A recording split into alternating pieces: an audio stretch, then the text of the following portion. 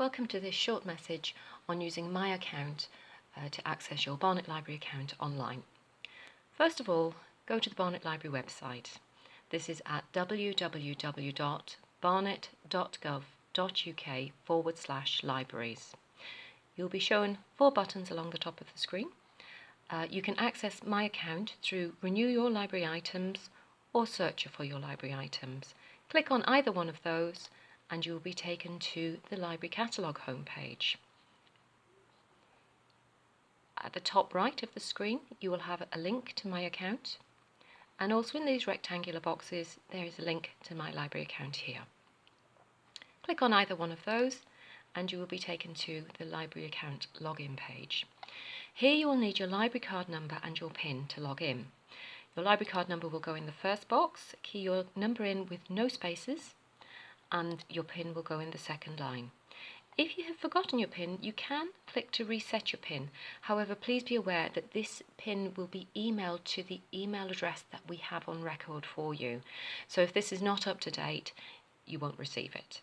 So please ensure library staff have your correct email address. Once you've keyed in these details, you would click on Login. Just going to pause the video now to do that. Once you have logged in, you're taken to a welcome page. You'll see your name, how many items you currently have on loan, and whether or not you have any reservations ready to collect. You have a number of tabs along the screen, and these can be clicked on, and we will work through them in turn. So the first tab is loans. These are your current loans. It will give you the details of the item, the date that they are due, whether there's any fines, and how many times they have already been renewed. Here we have some buttons that we can use to renew them. We can either renew them one by one, or we can click on this one and it will renew all books in one go. This first book is due the 22nd of April. It's not been renewed before.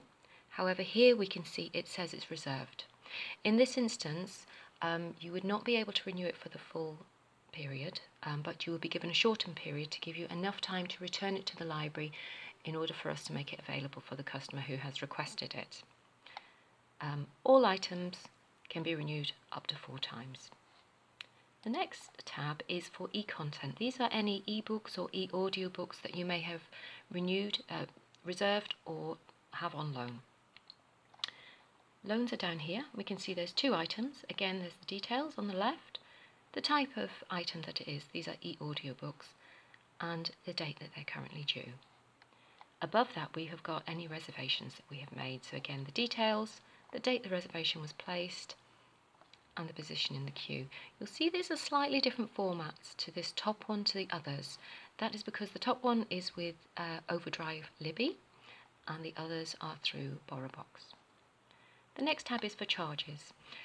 This record actually hasn't got any outstanding charges at the moment, but if there were any charges on the card, there would be a link to take you through to a payment option where you can pay by card. The Reservations tab will display any items that are on reserve. Again, you have details down the left, the date that the item was reserved. Don't worry too much about this column. This is how long the reserve will stay on our system. And the position in the reserve queue. So in the first and the third, this reader is first, but in the second one, they are second in the queue. The status column will tell you whether the item is ready to collect. So the first item is available to collect at branch. Second and third, the reserve has been keyed in, but the book is not yet available to collect. This column is the collection site, so this is the branch where the request will be available to collect. So for example, the first item was reserved at North Finchley and it is currently available at North Finchley to collect. However, the second item was reserved at Chipping Barnet but is not yet ready to collect. If you want to cancel any of these items, just click on the cancel button. Loan history will tell you what you have previously had on loan. So again, item detail is down the left hand side of the screen, and on the right hand side we've got the date that the item was borrowed and the date the item was returned. The settings option is where you can actually change your PIN to something that may be more memorable to yourself. Please be aware that PINs have to be a 4-digit number. So for example, 1234, although I wouldn't recommend you use that. You would key in your current PIN in the top line, key in the PIN that you want as your new PIN, and then in the final line, confirm your new PIN and click on Save. There is also a little line of information here about when your account is due to expire.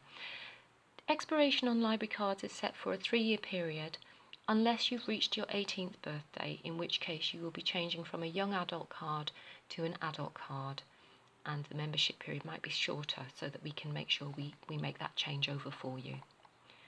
Contact options is the contact information we have on record for you. If you scroll down towards the bottom of the screen, you will see that the contact details we have here, there's an email address and a residence address.